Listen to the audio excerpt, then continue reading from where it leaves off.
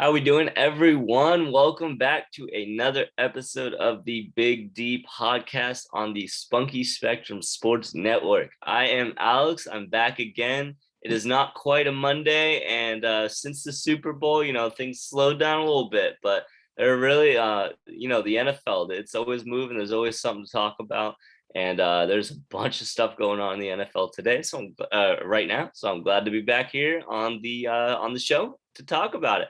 Before we get too far in, make sure you always like the video, subscribe to the channel so you can see all of Dylan's content. He's pushing out content all the time, and he's got some really good stuff, really good things he talks about on there. So make sure you like the video, subscribe to the channel. If you like listening on any music services, you can listen on Spotify and Apple Music there as well. And the Big D himself, Mr. Dylan, welcome to your show, sir. Thank you for that kind introduction, Alex. Also, if you like my trivia, you can send me some fun trivia questions. There you go. Dylan's the best sports trivia person I know. And that cat is and that cat is apparently interested in this episode too. Yep, we're a man of the people, man of the animals. It is what it is. Meow. So we want to get this kicked off. I think we're going to be talking some franchise tag. A lot of teams trying to make sure that they keep some of their stars, and it seems like they did that over the last couple of days. We can kick off in a city that's had a lot of news lately and a lot of good news. The Green Bay Packers put the franchise tag on Davante Adams, keeping their star receiver locked in at least for another year. And obviously, I don't think that would have happened if it wasn't for the big news of Aaron Rodgers breaking the day before. But Davante Adams, you like the tag for Adams? I mean, I kind of feel like it had to happen once we knew A-Rod was coming back. The franchise tag was not only coming, but it was necessary for Green Bay because you can't give Aaron Rodgers a $200 million contract and not bring back his wingman. That would have been like Matthew Stafford about Cooper Kupp. Yeah, 100%. I mean, he's obviously one of the most talented receivers in the NFL. The connection between him and Rodgers. I mean, I think everyone was saying when people weren't sure if Rodgers was going to, go to Denver or go to any other team other than Green Bay. I think almost the consensus was that, Davante Adams might just follow him wherever he goes. So obviously, I think the ideal situation for Packers fans, obviously, and I think for them as well, is to get the gang back together and give it another shot in Green Bay and see if they can finally get over that playoff hump, because it's been an unfortunate run in the playoffs for the Packers lately, but it would have been a lot harder without those two guys. So I'm sure Packers fans are excited to have them back. Yeah, so that means we'll hear all fantasy owners will hear Aaron Rodgers to Davante Adams, another touchdown. Like we've only seen that 952 times the last decade or so. Yeah, I mean they're one of the best 1-2 punches we've seen in a long time. So it's fantasy, and it's a good fantasy spot too. I mean, if you want to go on the fantasy side of things, I mean you send Aaron Rodgers and Davante Adams. Obviously, those two people. It's just assuming that they went to a new team together. Obviously, those two alone can completely change an offense, but still, I mean, just having the comfortability, the connections and the familiarity that they have with the Green Bay staff, with the rest of the Green Bay team, I think it's a W for fantasy for the next season anyway. Davante Adams is going to be probably late round first pick like he normally is. Aaron Rodgers will be, he's dropped off a little bit in the quarterback rankings, I think, for fantasy, but he's still going to be one of the guys that you're looking to get at the quarterback position. I think this investment also shows that Green Bay's willing to spend money, because we've seen with the Packers, because Green Bay is a unique situation because the Packers don't have an owner like every other team seemingly in professional sports. So the fact that Green Bay not only kept its stars but paid Aaron Rodgers and franchise tag Davante Adams means that the Packers all in. Yeah, absolutely. I mean, when you've got Aaron Rodgers, I mean, the Green Bay Packers have had a stud quarterback since longer than I've been alive. So you definitely don't want. I mean, maybe not obviously, but it doesn't really necessarily seem like they have the most faith in Jordan Love. I mean, it was such an interesting. I mean, I think they shocked the world really when they drafted him in the first round, anyway. But considering the amount of money they just threw at Aaron Rodgers, it definitely seems like they're happy with where the team has been the last couple seasons. Obviously, they want a little bit more success in the playoffs, but you're taking a chance moving on from that guy, and I don't think really when they sat down and talked about it, I don't think there's not a chance in the world that they wanted to move on from Aaron Rodgers. So, I think it's best of both worlds for everyone involved, and it's going to be nice to see them strap up in the green and gold again next year. So speaking of franchise tag for wide receivers, there was a wide receiver just up the road from us who got the franchise tag for the second consecutive year. That would be Tampa Bay Bucs star Chris Godwin. Yeah, I mean, big day for a couple big name receivers. Obviously, not so good of a day for Calvin Ridley throughout this last week. But yeah, I mean, Chris Godwin, Tampa's got to be one of the most interesting teams that I'm looking forward to watching next season, just because is Brady going to come back? I think there's a lot of people who don't necessarily believe that his retirement is going to stick, which I believe you are one of those people.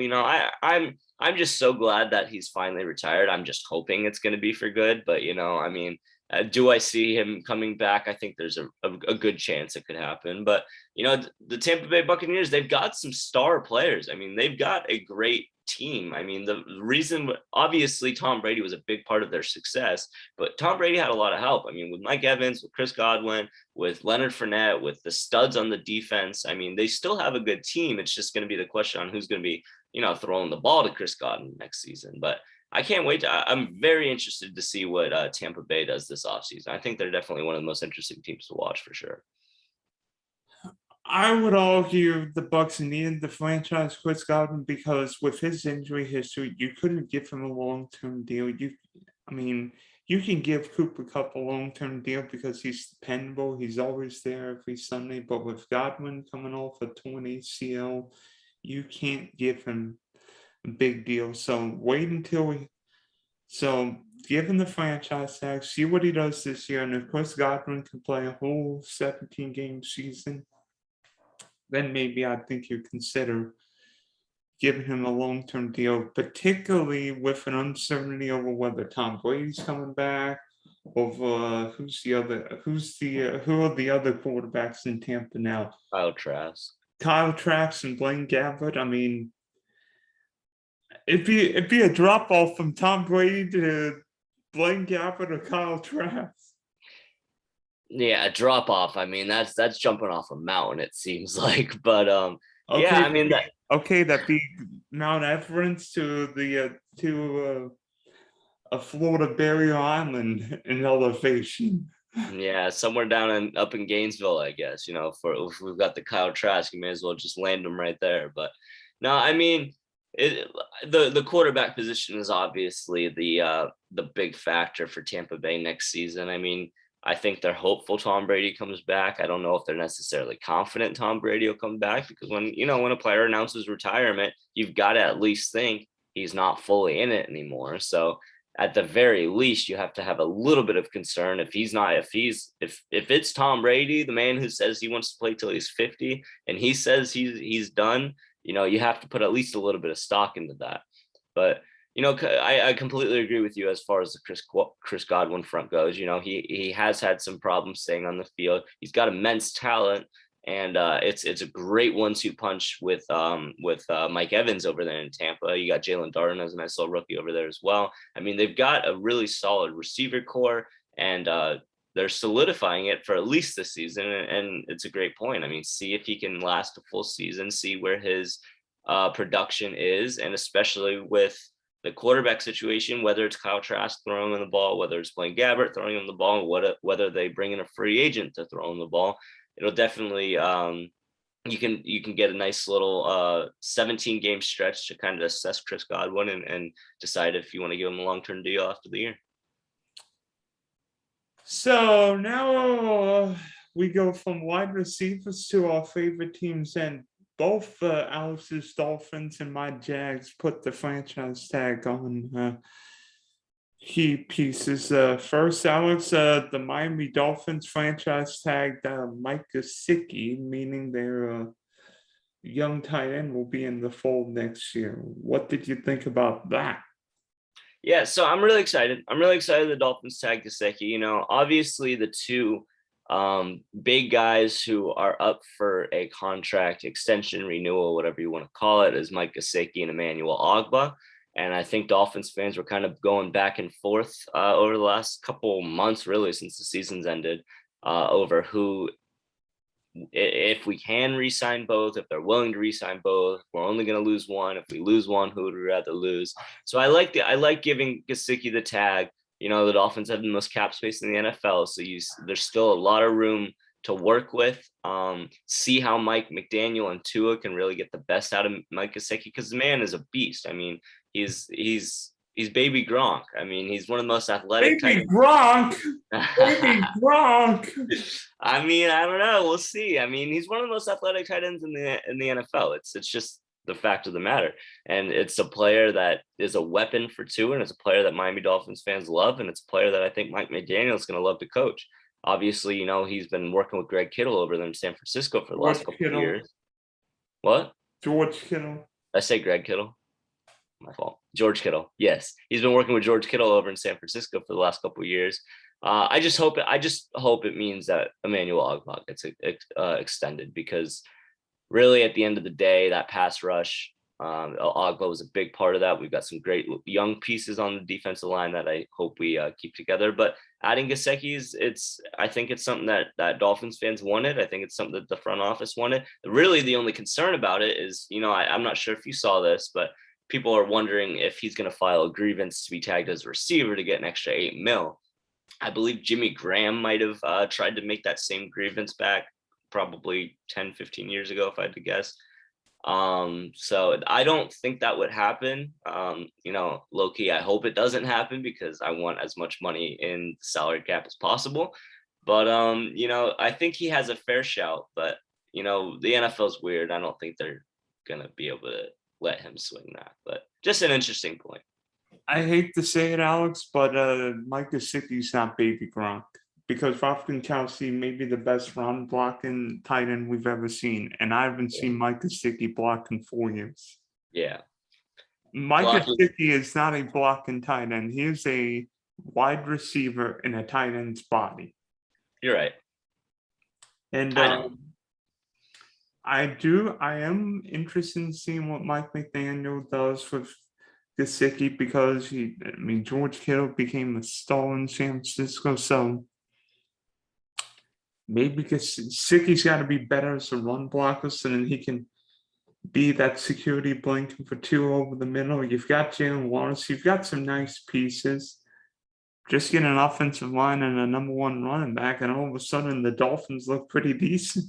Yeah, absolutely. As long as Tua, you know, I mean, it really comes down to Tua at the end of the day. But Jacksonville Jaguars, you guys tagged a lineman, correct? Cam Robinson again.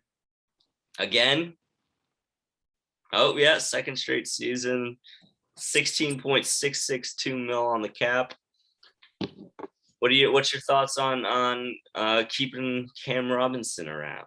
I mean, Cam's not my favorite player in the league, but I think Cam's a really good run blocker. He's not the most athletic left tackle. I mean, you don't want him against TJ Watt all night, but I think Cam's a really good run blocker. And you know, with Trevor Lawrence there, we've got to have the most stable offensive line there. So, as you know, the Jaguars always seemingly have cap space. So, right, you know, Cam, if he's the left tackle and potentially I don't know what the Jags would do in free agency. Maybe they're satisfied with the other guy, Kellen Taylor or Little, the tackle we drafted from Stanford.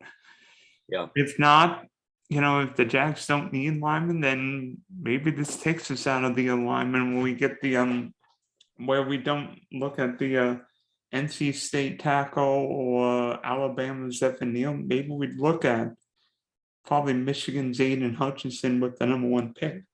Yeah.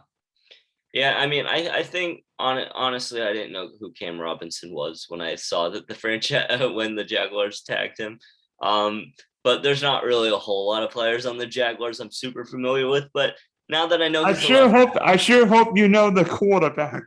I do know the quarterback, and that's kind of where I'm going with this. I mean, okay, so what? I think at least for Trevor Lawrence's sake, you want to keep the offensive line. You need to keep some familiarity there. So being able to tag his left tackle, I mean, it's the most important position on the offensive line. It's protecting his blind spot. It's a sense of familiarity. It's a sense of timing. And, being able to keep a left tackle like that is, I think, going to help Trevor Lawrence. I mean, they might need a couple more pieces on that offensive line, a couple more, obviously, some weapons. I mean, the Jaguars need a lot, to be completely honest with you. I could kind of make a list, but I think at least for familiarity's sake, he's got potential. It seems like he's. I mean, they must like him to be able to tag him for 2 years in a row. So I definitely think. I mean, if you're looking at a left tackle and you've got a guy you like, may as well give him the tag and make sure he stays, protect that blind spot for Trevor. I don't know. I don't know how much content I can provide on a Jacksonville Jaguars offensive lineman, but I'm trying my best here. But let me see. We've hit the Jaguars. We've hit the Dolphins. We hit a couple big receivers. I want to know, Dylan, is there any franchise tag that a team placed that either they placed or that they didn't place that surprised you a little bit, that made you a little like, I didn't see that coming? Be honest, I was shocked that New England Patriots didn't franchise J.C. Jackson yesterday. I mean, has anybody seen J.C. Jackson play football? I'm sorry, you mean Southwest Florida's own J.C. Jackson? Thank you, Amakal's to be specific. Jackson. But J.C. Jackson been one of the best defensive backs in football the last couple of years. How about this? 17 interceptions in his last couple of seasons. Yeah. No, he's been a stud for them. I'll let you go on. But it's surprising that the Patriots just didn't franchise him. And yeah, New England's not been a heavy franchise tag user. I remember New England the Patriots using a franchise tag on Stephen Gostkowski a few years ago, but it is a little surprised that New England didn't try harder to keep J.C. Jackson out. We don't know what Bill Belichick's thinking. He's probably got all kinds of formulas saying like, we can get him at this deal, we can get him at this deal. But if J.C. Jackson's allowed to test free agency next week, somebody's going to throw a whole bunch of money at him. Absolutely. Yeah, I mean, honestly, J.C. Jackson was one of my picks as well, as someone who I was definitely surprised because, obviously Bill Belichick is a defensive-minded coach. He's got to obviously know how big of an asset J.C. Jackson is to that defense. New England made a big splash in free agency last year. So maybe, after spending so much money last season, it's the tag. So I'm really surprised that they didn't throw the tag on. Like you said, they're not a huge franchise tag guy, but cornerbacks subtract a lot of money. Obviously, we know it very well in Miami with the Xavier Howard drama that we had throughout last season. But I mean, to be able to keep him on the books for another year at what, less than 20 mil? I mean, I don't know what the tag. I can't remember what the tag 17 is. Something. I think it's like 17 million. Yeah, so I mean, to be able to tag him for 17 million, have one of probably a top 5 to 7 cornerback in the league, I think is fair to say. It's very surprising to me that the New England Patriots would be okay with having him test out free agency. But, I've heard a couple, which I can't put too much stock into this, but I've heard a little bit of rumors that Miami might be interested in taking a poke at J.C. Jackson. We'd have to get rid of Byron Jones, but I think J.C. Jackson and Xavier Howard might be one of the sickest defensive back combos the league has seen in a long time. Let's just say this. You've got a ball hawking corner and a ball hawking corner.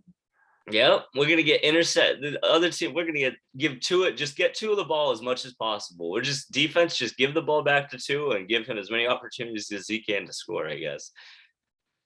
Nah, but it's definitely, I'm happy to see it because we play them twice a year, and I don't want to play J.C. Jackson twice a year. And hey, maybe if he's on the Dolphins, that'd be even more of a bonus. But I hate to say it, there might be a team in California and Florida that could challenge that. Maybe even a team in Las Vegas. Yeah. Oh, I mean, he's gonna have suitors all around the league. I mean, he's one of the better corners in the NFL. I mean, I'm sure, and you can't have too many cornerbacks. I mean, it seems like every draft, Miami drafts a cornerback in the second or third round, and they don't necessarily always pan out, but our safety pick in Javon Holland did, so we'll take that. But no, I mean, but yeah, you're right. I mean, there's going to be, like you said, Vegas. I mean, there's a bunch of teams that could definitely use a corner and have the money to be able to possibly throw at them. But it'll be definitely, I'm interested to see how that market responds to him joining. Obviously, it does also affect Xavier Howard, because Xavier Howard's looking for a new contract. It seems like Xavier Howard's always looking for a new contract, but whether J.C. Jackson's number is above Xavier Howard's, which leads to him wanting to get bumped. It's definitely a situation I'm going to be keeping my eye on. But I'm going to mix it up a little bit. It's been a big day. It was a big day for tight ends in the franchise tag, but one tight end that got the tag kind of threw me off a little bit. The Cleveland Browns tagging David Njoku. Interesting move, I thought. They have Austin Hooper, who I think is a better tight end than David Njoku. David Njoku played 4 games for the Cleveland Browns in 2019, played 13 games for them in 2020. He did play 16 games for them last year with 36 receptions, 475 yards, 4 touchdowns. I mean, is David Njoku the guy that you look at the Cleveland roster and you think we have to keep this guy in the building? Apparently he is, but that isn't necessarily the pick I would have thought that they would do. But I don't know. What are your thoughts on Njoku getting tagged? I can understand him, but be honest, if I'm Cleveland, why not just give him like a short-term deal? And yeah, the tight end franchise tag is fall friendly, and then the wide receiver and tackle, defensive line, or quarterback tag, but still, I don't think the Browns needed to keep David Njoku because Cleveland's got a good tight end pool. I mean, also they paid Austin Hooper a lot of money a few years ago. Yeah, and I think they still have the Brian kid from Florida Atlantic, but yes, Kevin Stefanski wants to run a lot of 2 tight end offense, and Cleveland doesn't have a great receiving pool. But something tells me there'll be more moves coming. You wonder if Austin Hooper's on the trading block. You wonder maybe even Njoku's on the trading block. I mean, I don't know what will happen. I mean, but the Browns ultimately traded and got rid of all their Beckham for what, peanuts on the dollar. Yeah, I mean, I guess it's just whether they want to have two tight end sets, and they figured either tagging Njoku was, I mean, I guess really where it comes down to, from the way I can see it, is they're sitting here thinking David Njoku for $10 million is better than a free agent tight end we could bring in for $10 million or less or more. So, I mean, or they want to trade him or Austin Hooper. I don't really know what they're thinking. I mean, I remember David Njoku being a name that people were talking about in pre-fantasy football drafts and mostly talking about not to draft him. So as far as his contribution to the Cleveland Browns organization, I think, I don't know. I don't think he's that good of a tight end, to be completely honest with you. I think Austin Hooper is a better factor. Having two guys is definitely nice, two guys that you can somewhat depend on, but just a weird move to tag him. I don't know. I think, like you said, you could have given him a 2-year deal, a 1-year deal on a low contract. I mean, I can't imagine he'd be demanding much out of his contract. So I don't know. Just a weird move. Definitely a weird move. I was very surprised by it. And I agree with you absolutely about the JC Jackson move as well. So, Alex, tell me one free agent who could change a team, and it's not somebody we mentioned so far. A free agent who could change a team. I'm trying to think of exactly who's coming up for free agency.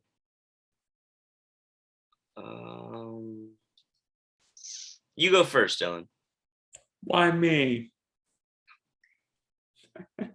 Because I'm trying to think. I mean, honestly, I think the Miami Dolphins need an offensive lineman, and I think Terron Armstead from the New Orleans Saints would be a very nice addition to the Miami Dolphins. I'm just gonna go with the homer pick, and it's not the sexiest addition to the team, but sometimes you need those big sexy guys up front to really make that team go. And the Miami Dolphins offensive line has been severely hurting for a very long time. They try and address it through the draft time and time again, and it doesn't work.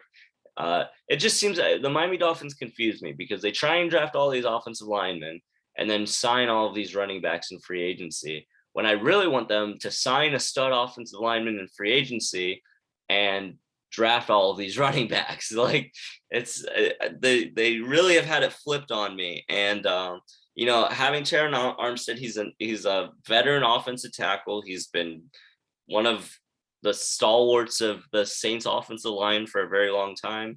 And I think he'd be a great addition to the Miami Dolphins offensive line. So, I mean, I think he's definitely a big shout. And that's my number one pick. I can go back for another one after you. I think Armstead's interesting because, he's been hurt, but if he's healthy, he is a veteran. He's not just a great left tackle, he's a great leader. Yeah. And the Dolphins need a leader on that offensive line because it seems like every year Dolphins offensive lines are rotating quarter or pampered misfits. Rookies and felons, exactly.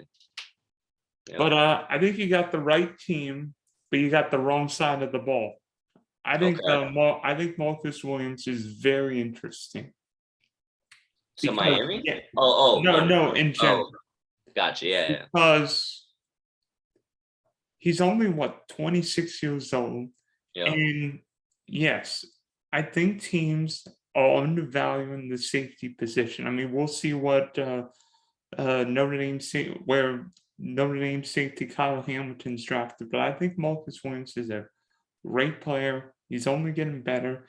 You want a versatile safety, especially up in the box. I think Marcus Williams is a guy. Yeah. And unlike the Seahawks, which trade 2 first-round picks, all you have to do is give him for Jamal Adams. All you have to do is give Marcus Williams the most money.